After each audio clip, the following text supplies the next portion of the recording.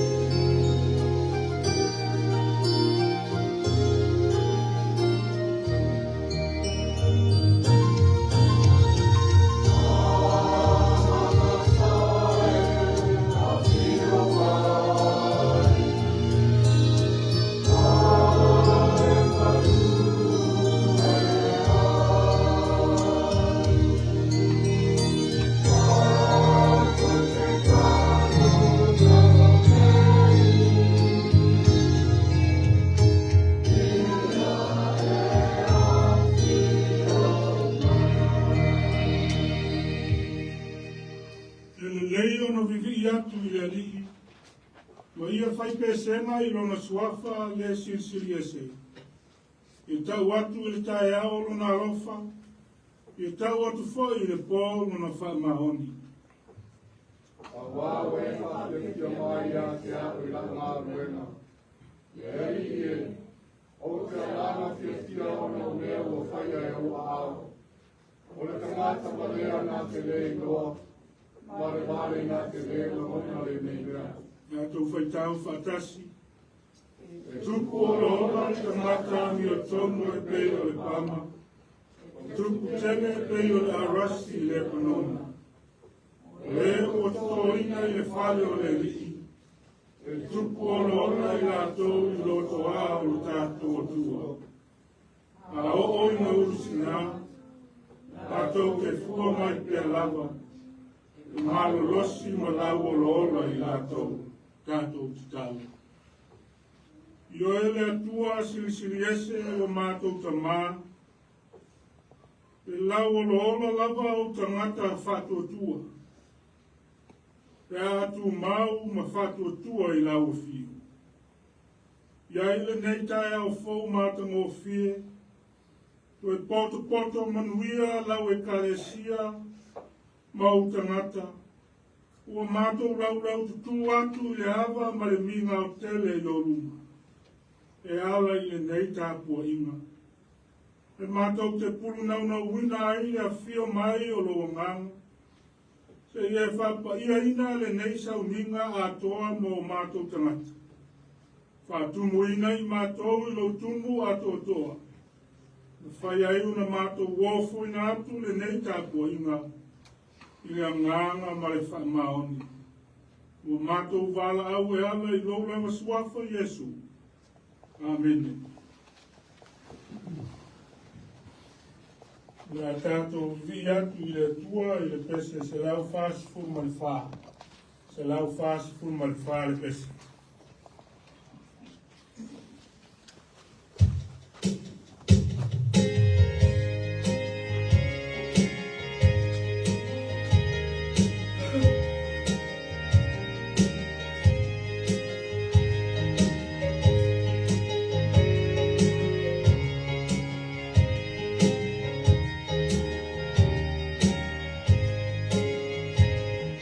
Oh,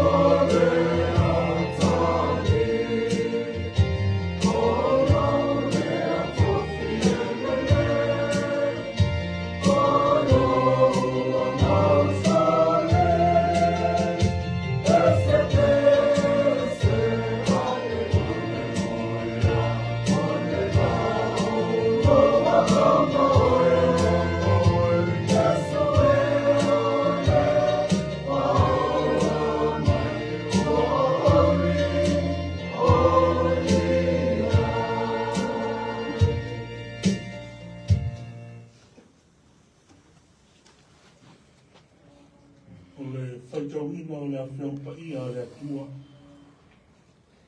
Tātou tusi whaitau o le amau mai lea le tusi a Paulo i Efeso, nona mta upu e tolu.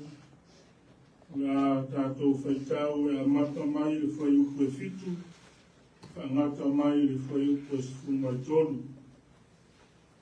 Efeso nona mta upu e tolu, whai upu e fitu, whaangata mai le whai upu e sifu mai tolu. O le a tātou whaitau whelafo ai ai. Pa fonga maia, nisi o a whionga pa ia o tātou li. O whai au au ngā le nāta le tusa, ma le mea whaai whaina mai le lofa tu noa o le atua. Wa ana whaina mai ia te au i le ngā luenga tele a lona mana. O mai ia te au, leo pito i tiki lava i a pai a uma. Ele lava lofa tu noa. Ina ia o koro kalatu I no pepe roa whaamatu ke riso e le, kasu e ina. E whaamala lama ina atu fo I tangata uma le uinga o le samliuninga, o le mea lilo sa nā tia, talu mai tupulanga na mua I le atua.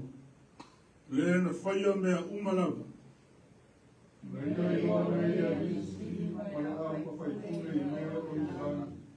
E kale sia le poto wima e sese o le atua. Ua tusa lea malona finangalo talu ana mua lava, na ia whaia ia te riso Iesu lo tātou ali. O ia o tātou mawai I whamalosi, mai ana I whawatu ai mai lotere, I le pato tua I a te ia. Ma le whai upo e sifuru mai tolu tātou whaitau whatasi ai. Lene, o te ai o iatu, aua nei whapai mai na ua popua ngā tia au ona o tau. Awa le mea tau te mita ai le nā. Ia whamanuia mai le atua, le tātou whaitau mai whalongo I ana whiong pa I. Mai atu mau ia te ia le viinga, nei maso umai o I le whavavau. Amen. O le pese se lau mai fitu tātou te vivi ai I le atua. Se lau mai fitu le pese.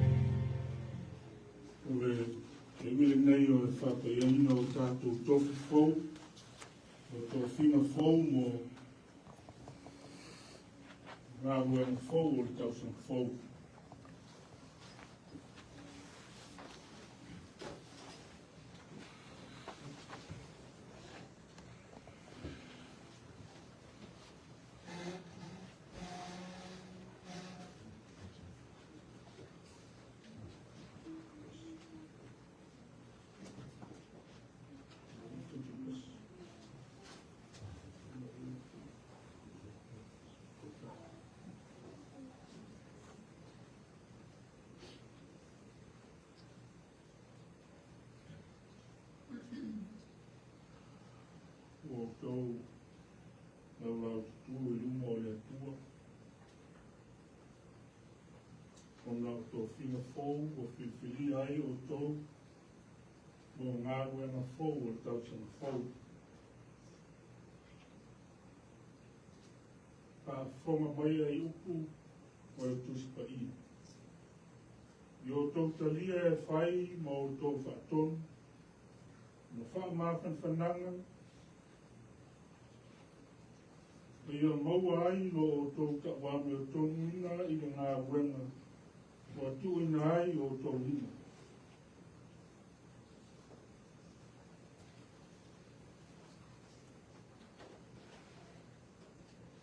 Lo ese foi a o tau wala wina. Tu whaina mai le alofa tu noa o foi a mai a te tātou. O le perfecta. Ia whātita wina mai tofi o le whātotu. O le tiakono, ia whaia le whaiwa o le tiakono. O le ao, ia ao atu ia. Ia e tau ma whaina ia vea oe ma le o fia ma ia i le atua. O le whainga aduenga le aise mea e maa ai. Nā te vai tonu winga le upu moni. Ia e tau sisi le ame tonu ma le whātuatua, ma le alofa a toa ma le filemu.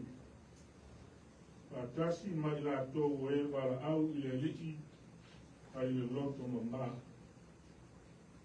Ia nofo le afionga ke misi o tonu i a tōu ia tele lava, i le poto o malapa.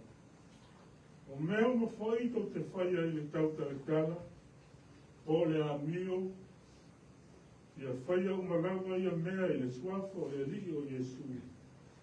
Ma le whaatai i le atua le tamā ono o i.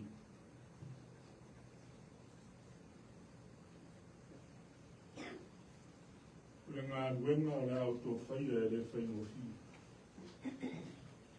E se tasi o nisi o le uranga tofi, le leo au mai i le nei aso. Ono lo whaangasi na sea. Au o tau mori mawina i nei aso. O tau whinga, o tau whia ai, oe, o le wala wina fo i lea, o lou tamata i lea tu. E ngā lue ma le wha maoni, ngā lue i le loto ma o lalo, ngā lue wha longalango i le ngāma o lea tu. A fesili foi e le mautonu, e le mautino. Tātou te fesili lava i le atu. E foa i atu le marosi, le poto, ma le tonu. E whai ai, ngana fe au mo lana ngā ruenga. Ua te tofi ai o to tātou te tālu. Le atu ai, lue mai lo nganga pa ia i lau au whenga ruenga. Ua tō whia e ngā lue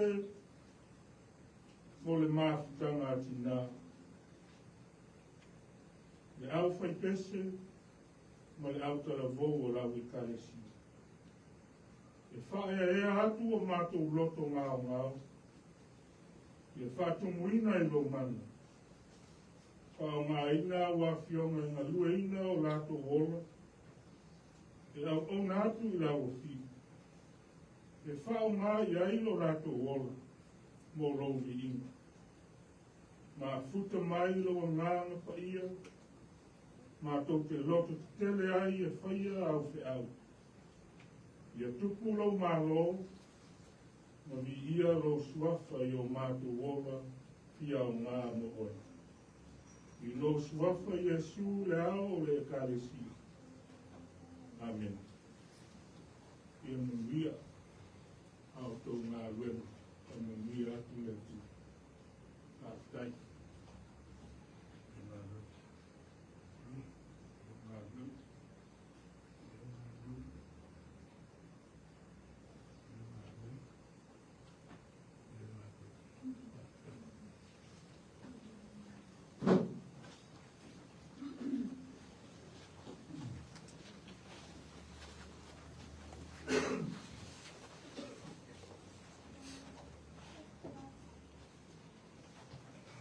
Le tatu watu lumo le tua, e ale tatu talo, tatu ifo matalo le tua.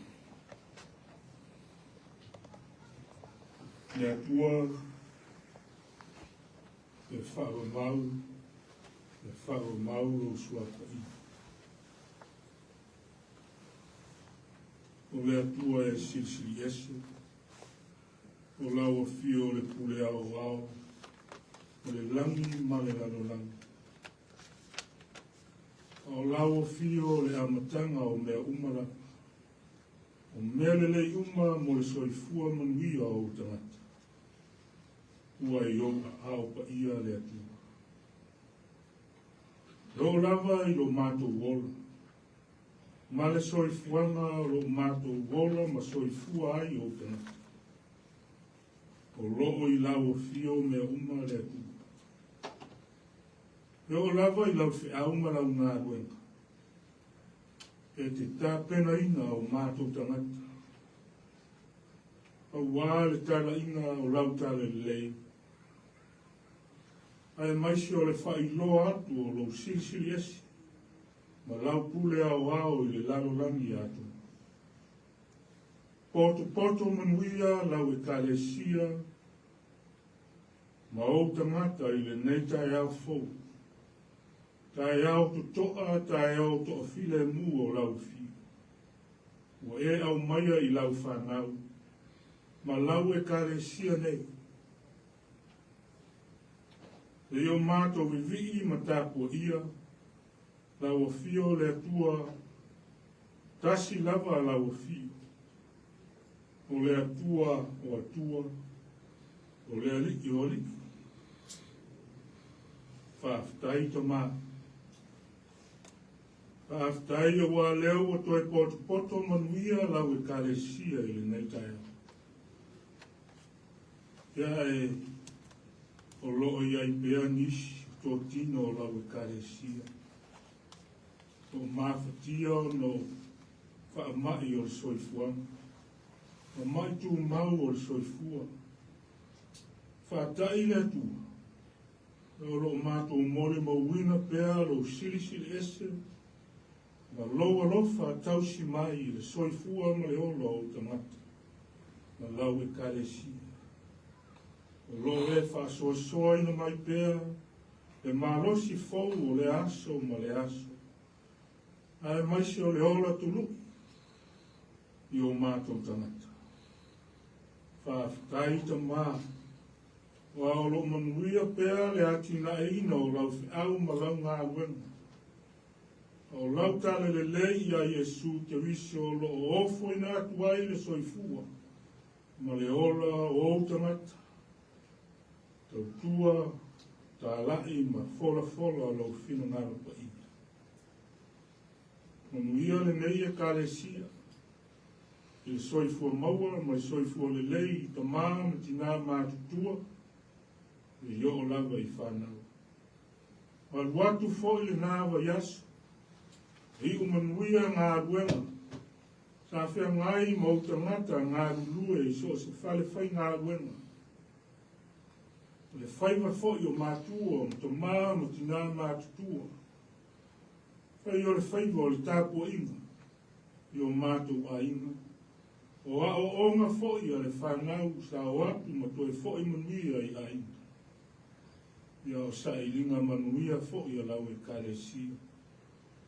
A fitai tunga ai nisi o tō tino o lau e kālesia i nai aso o mawai atu. Whaaftai tele ta maha. Whaaftai i lau whaatau tenga manuia. Wae manuia ai whairoli nā wai. A ua mau atu fōi le pōngi sā mauna whainatā. Sa o fitia ai i mātou uma lau whanau. Lea lava o e toi au maia. Manuia lo lato soifua i le neitai au fo. O lo sapati o le aso fo o le amotanga o le neiwa yaso. Whaaftai i lau pule. Whaamalo i le soifua maua o utangata whaatutu. O le tau runga o le mātou whaaftai.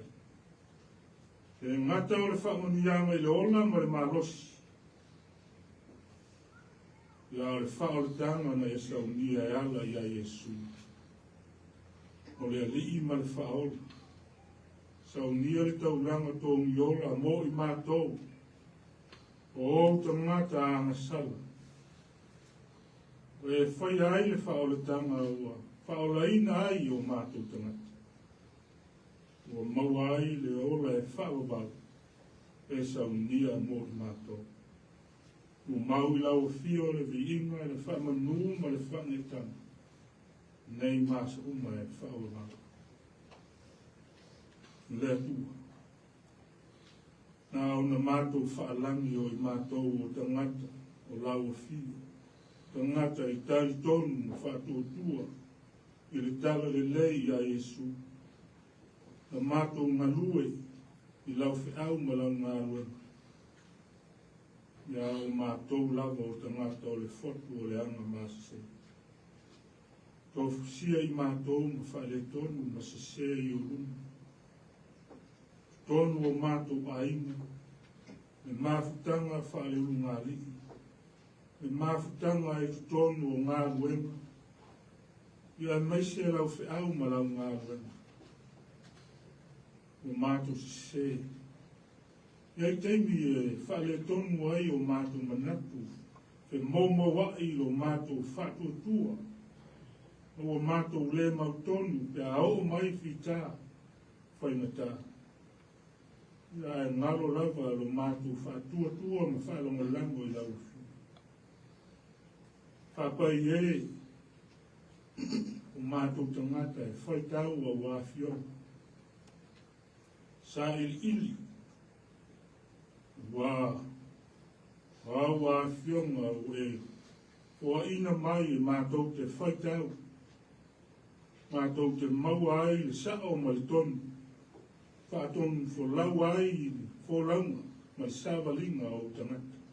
O i mātou au te tāle te lo taimi e whaitau o wā whionga. Ele foi o taimi o mātou sa ili solo. O mātou manao. So mātou i loa, e whātua nai lau whiu e sa ili ai. E maua mai ai le tonu, o wā le soifuanga nei, maro mātou wala. Tele lava o mātou se ma whale tonu e sila fia, au lau whiu e ati lau sila whanga i o mātou tanga. O le mele au mātou o atu ai le nganga whamao lago. Whamangalo mai le ifonga lau i kāresia. Whamangalo mai i mātou umalava o lau whanau angasa. Ve ai maliu ma le toi soifua mānu mā lo Iesu. Mono toto pa ia, mono tino pa ia, na whamamomo ina ma whamalingina. Ve whaamangalo ina ai i mātou o lau whanau angasa. soasoani mai o mātou vaivainga whare tangata. Whātonu mai la o fio. E a o I taimi e taunga lemu ai, ma le taunga lemu ai le soifuana nei. Pau le mātou te talo le atua, se I e whamanuia mai lau ngā ruenga nei. A lava singa ma fuafuanga, mo rona hati na ina. Whaata mau ainga inga, hawa auna ngā rulue mau tangata. I lo tumu ato toa le malosi le tino, ma le malosi whaleanga. Le ata mai ma le mauate. Le ma whai ai o na whaatunu tonu ma ma lue le tangata. I whaiwa o e wala wina ai I mātou. O wala o whi au malau ngā ruenga. Soasoani, whamanuia I ainga, taitasi o lau I karesia, mo mātou ainga uma. Whaatumu inga I lau tamau ainga mai le langi. O ai I tamau matina mātutua le malosi, le tino, le māwhawhau, le maise le anganga. Whaia e fōi le soifuanga, ele fōi o aso e le ato toa ai le malosi.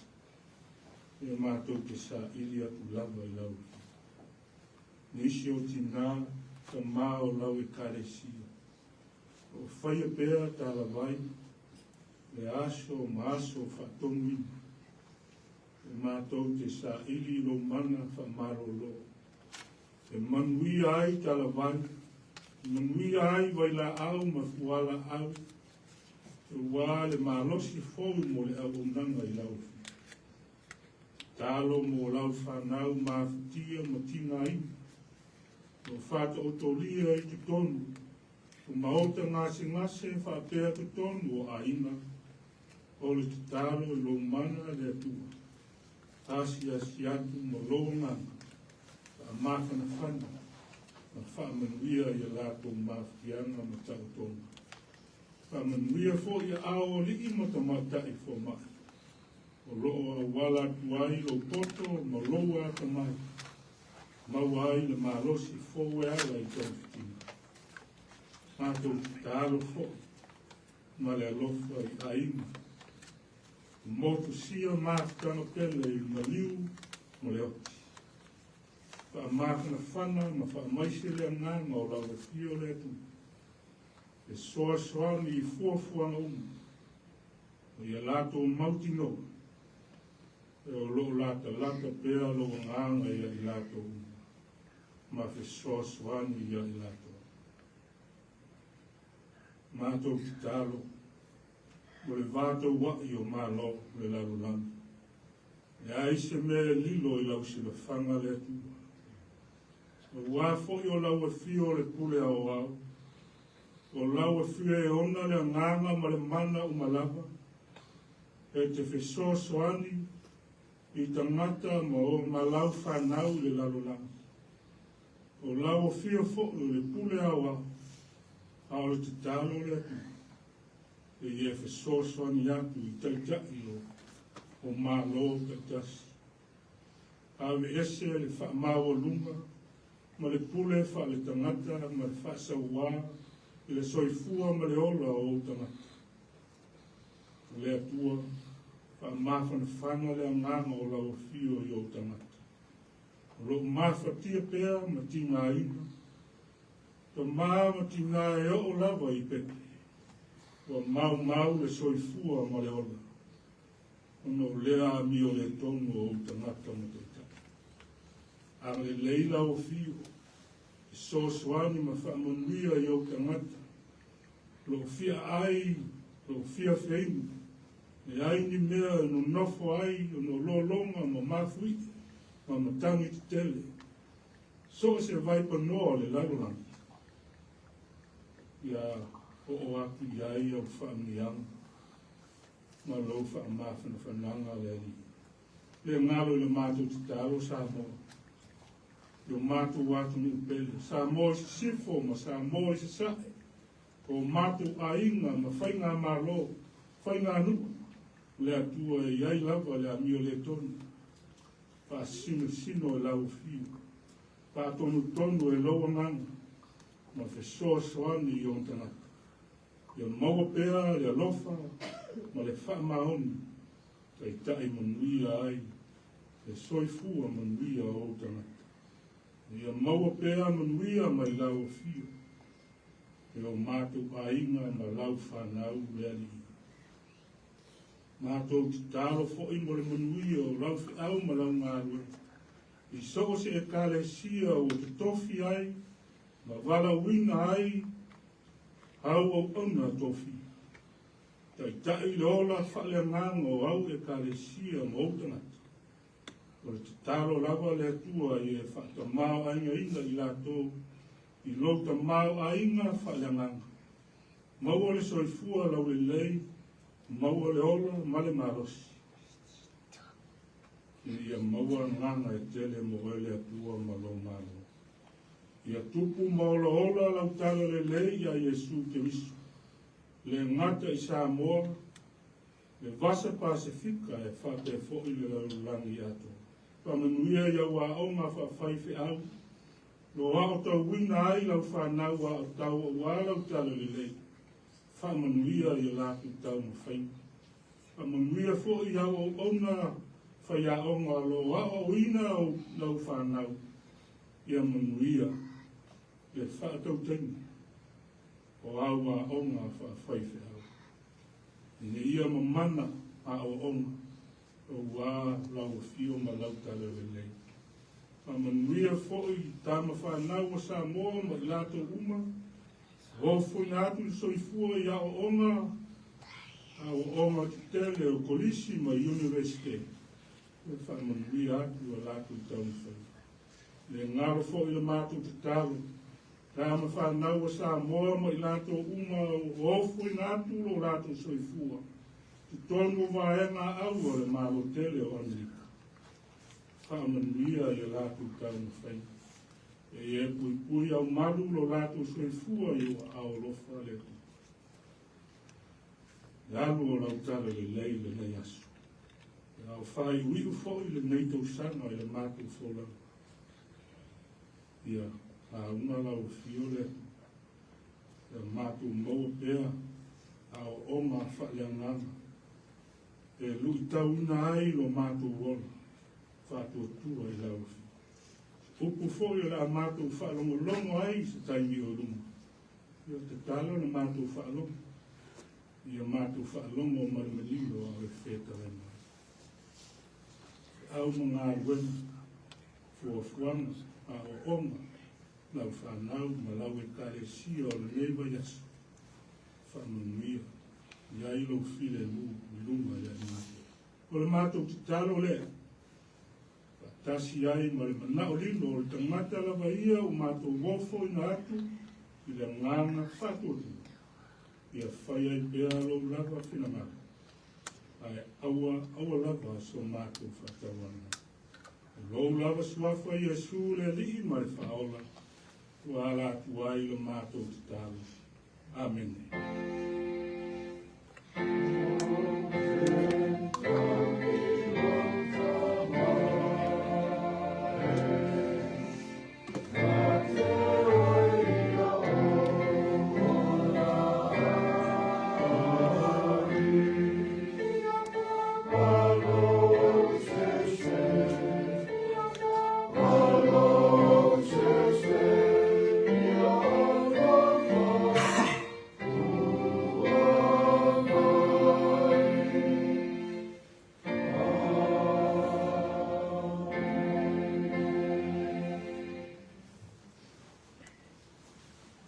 Atu i le atua i le pese se lau fitu se furu maleiva. Lau fitu se furu maleiva le pese.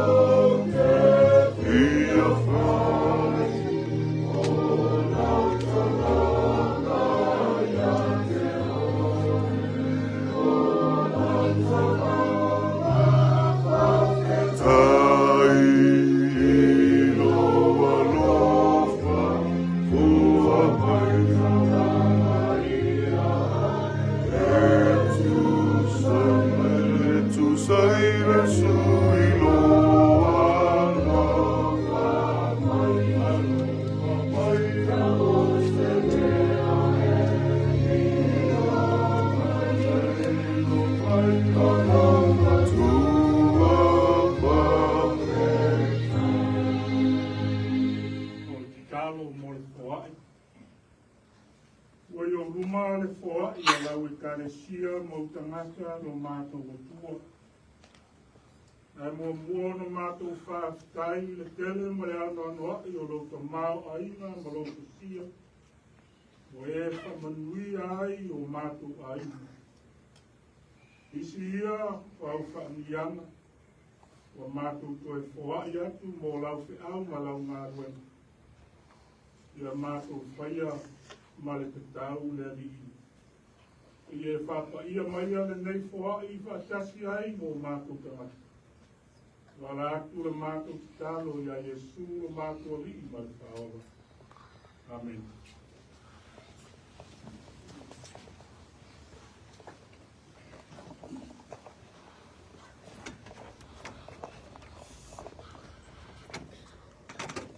O le lau ngai le suak mamalu o le atua o le tamar, ma le alo, ma le angamu pa ia. Amen. Matua filfilia o le neita e ao e tusa ai, ma le tusi whaita waso a le kāresia o ao. Maua mai lea i le whai upo e fitu, ma le whai upo e vanu. O le tusi o e feso, Rono mta upo e tolu. Wa whaia uma au auna a le nata le tusa ma le mea foai fuina mai i le roka tu noa o le atua. Wana fuai ina mai i a te au i le ngā ruenga tele a lona mana. O au mai i a te au le au pito i titi lava i le au pa ia uma. Le nei lava alofa tu noa. Ina ia o folafola atu ina uese, le o loa whaulai o Keriso, le masue ina lava. Natu au tu o le neitaia. E whao mai e le atua so stangata e folafola lana upi. E whao mai e le atua so stangata e folafola lana upi. God can use anyone to preach His word. Tā ua o onga, ma e whape nafo i le valawina. Ai o le whamawe rosi o tangata e tā lai le tala le lei. Le whaali ai e le na o le ngā ruenga le whaifi au, le fola ina o le awhionga le atu. Waele na o le whaifi awa ma whai o na whaonga ina e le atua ai sos tangata mo lana ngā ruenga. O lo whai lo mai le tuspa ia le whao penga ina o tangata mo le ngā ruenga le atua. Na ia o atu e le lalo langi lo na whina ngā. Le whaonga e le atua. O tātou tangata, mo lana whiau ma lana ngā ruenga. Me ia o atu le lalo langi lo na whina ngā. O whainua mai e le vangelia a Ioane, ta upo e sifulfitu. Pa upo e ono le te talo o Yesu, i lono ta maa,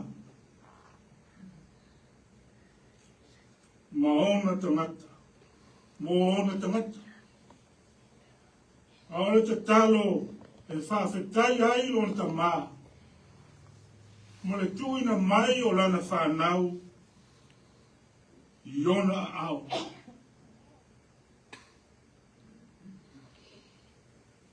E mai le te talo Yesu. O whaari atu lo suafa i tangata na e fo ai mai i a te au ai le lalo langi. Sa whai i la tō mō. Mo whaina mai fo i la tō i a tau. Mo la tō tau sia fo. Lau a whioka. O le whao maina e le atua. So stangata e fola na nau. E a fua mai le atua. O wala wina tangata uma i le ngā ruenga le atua. Ai leo tangata uma. E wala wina i ngā ruenga folafola. O whaiwhi au uma e ta ua o whailaunga le uki folafola le Atua.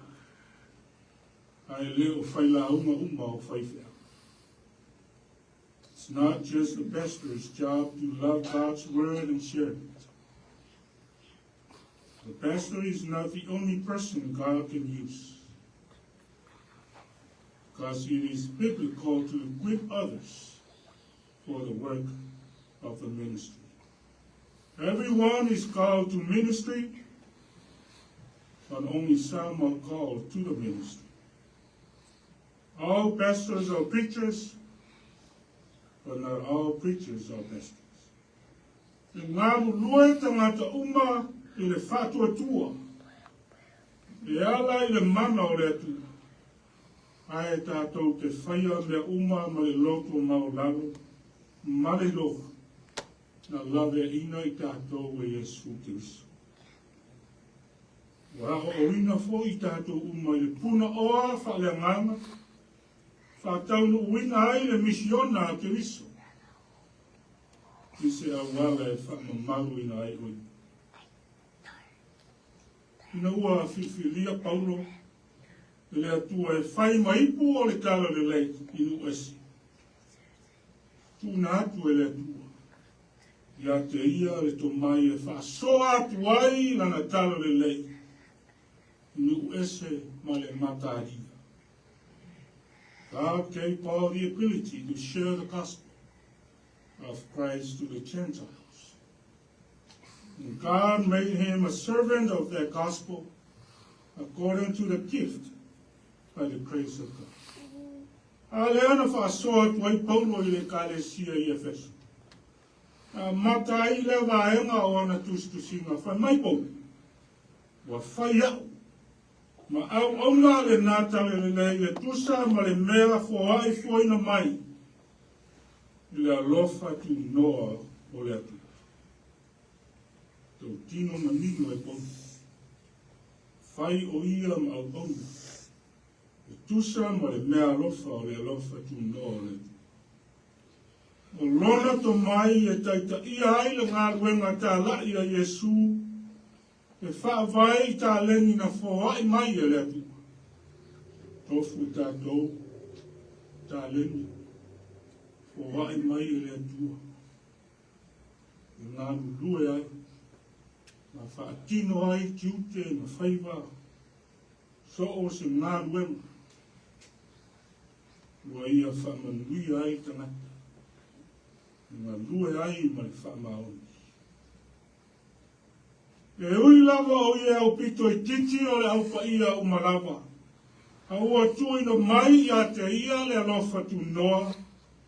Ta lai atu I tangata o nu ese. I ta mao a inga o te viso le.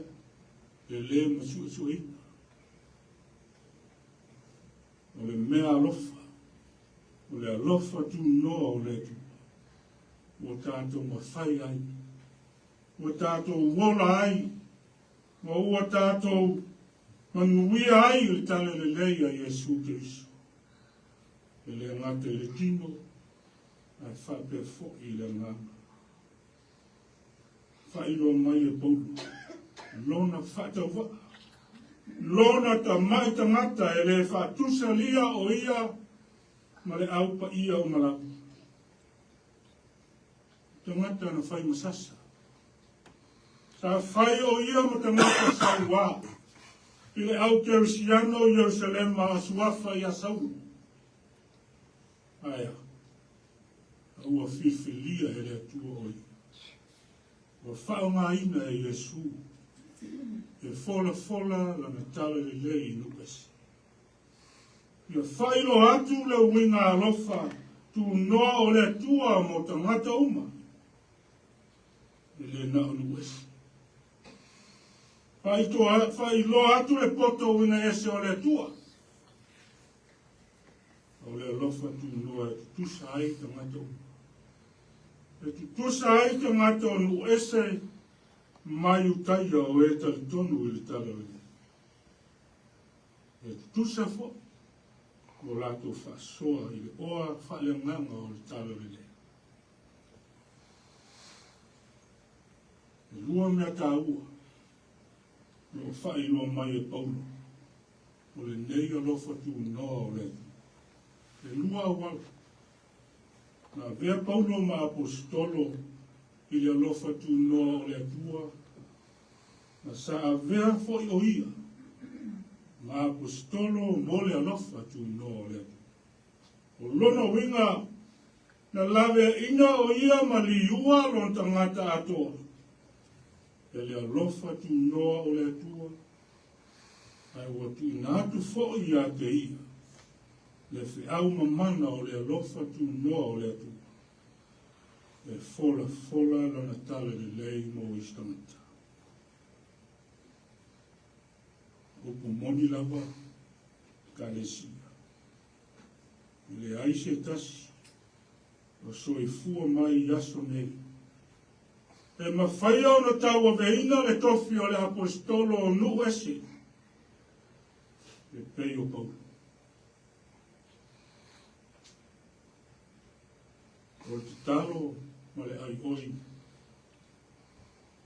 A Paulo i tangata e fesu. Aua tau te loto vai vai. Aua tau te loto vai vai na ua puapua ngā tia. Ona o tau. Ua o le mele na e mita ai. O tau. O ala o onga. Le ale fita i tunga o le apostolo. O ana o onga i a Jesu Keriso. Ua o maia le oli o tātou loto. E whaasoa tu ai le tala le lei. A Jesu le larolangi maontanata. O le whasiti. O le ale taunu unga o le mea na whaia e Jesu Keriso. Tusa ma o onga pou. For Paul, what is the result of what Christ did? O le tali, o le awa noa. O le tātou awa noa. O le awa noa mo tangata uma. Access into the grace of God. Because of Christ and our faith in Him, we can now come boldly and confidently into God's presence. Le tātou awa noa I le lofa tu noa o le atu. Ono ke riso ma lo tātou whatua tua I a te ia. O tātou maua ai le awa noa. O mawhai ai o na tātou o atu ma le loto ki tele ma le mauti noa I luma o le atu. O se whaia ea mata ina. Le mawhai o na tātou whaalata atu I le atu. Ma le sāro tonga, ma le mauti noa o tātou tanata. Le whao ngai le atu. So stamata, mo ana fuafuana o mana. E whaalia ai lona mana silsili. Awole ino I o vai wainga. Awole whaano noa I lo le atoto. Ia oli uno ua lava te risu. I mea uma na ia whaalango ia te. Ta lia lo tātou vai vai. Na ia iai le mana o te riso I o ruma. Whaalia ai le silsili esi o le te. God uses anyone for His glorious purposes to show His superior power. Do not begrudge your witness. Do not be sad in your insufficiency. Rejoice that Christ is all sufficient. Le kalesia. E atunu, sa mo uma. E tātou whaamarosi. Le whaamoe o le tua e whaongai nai oe mau o tātou vai vainga uma. o tātou le atoa. Mo lona mamai. Le a whaina le ai o se mea I lau tangata.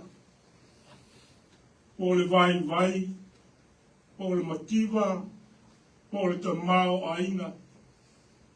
E a whai o mea uma e te whaia. E te au auna ai I le tu. Ma le wha maonti. Amen.